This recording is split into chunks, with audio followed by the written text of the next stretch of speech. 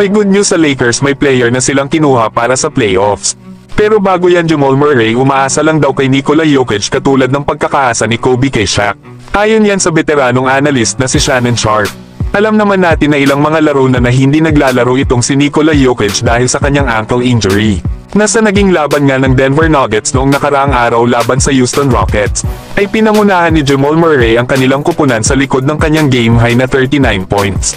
Habang may shooting naman ito na 15 out of 28 sa field at 4 out of 6 naman mula sa 3-point range.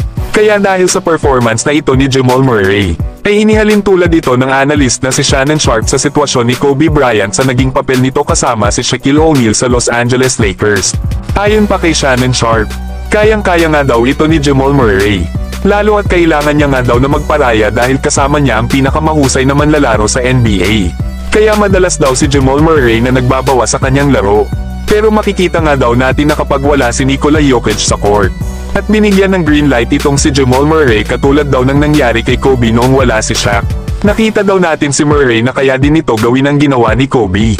Na kahit nga daw umalis noon si Shaquille O'Neal sa Los Angeles Lakers, ay kayang-kaya pa rin daw ni Kobe Bryant na pangunahan ng isang kupunan. At ganyan nga din daw itong si Jamal Murray. Na kung nasa Eastern Conference nga lang daw itong si Jamal Murray ay panigurado na isa itong All-Star. Yan nga mga idol ang mga sinabi nitong si Shannon Sharpe patungkol sa pagkakaparehas ng sitwasyon ni Jamal Murray kay Kobe Bryant noon kasama si Shaq. Nasa 3 championship nga na magkasama sila Kobe at Shaq ay tumatayong anino lang ni Shaq si Kobe.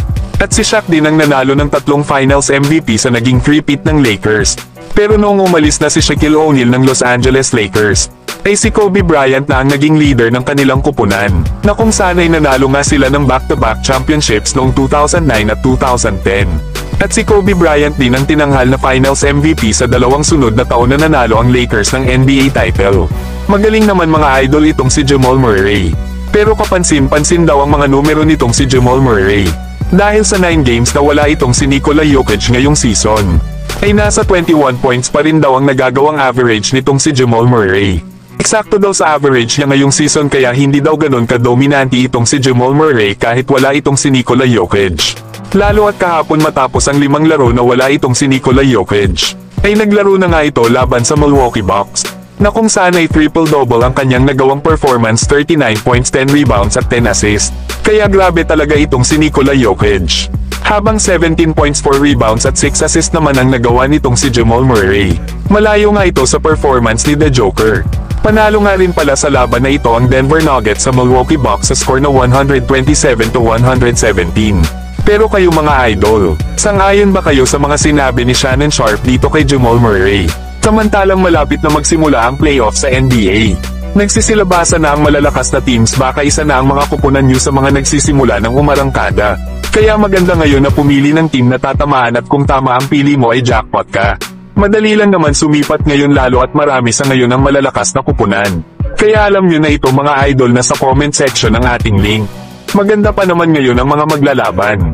Samantalang Los Angeles Lakers gumawa na ng hakbang para sa kanilang final roster bago magsimula ang playoffs.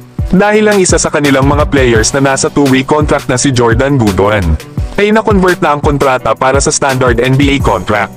At winave naman ng Lakers ang kontrata ni Cam Reddish para magkaroon ng open roster spot para kay Goodwin. Alam naman natin na simula nang mawala si Max Christie matapos itong maisama sa trade package papuntang Dallas Mavericks, ay humina ang perimeter defense ng Los Angeles Lakers, buti na nga lang ay dumating agad itong si Jordan Goodwin.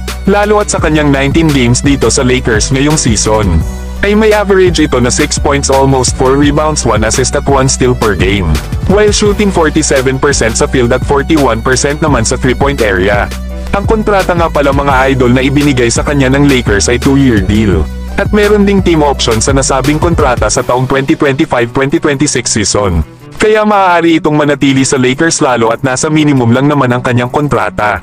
At may flexibility pa nga dito ang Lakers para makapag-sign ng player pagdating ng off-season. Kaya good news talaga ito para sa Lakers dahil makakasama na nila si Jordan Goodwin sa mga natitirang laro sa regular season. At eligible na rin ito na maglaro sa postseason. Sa ngayon mga idol ay pinag-iisipan pa ng Lakers kung sino kana Christian Coloco at Trey Jemison ang gagawin nilang standard contract. Pero kayo mga idol, ano ang masasabi nyo sa move na ginawa na ito ng Lakers?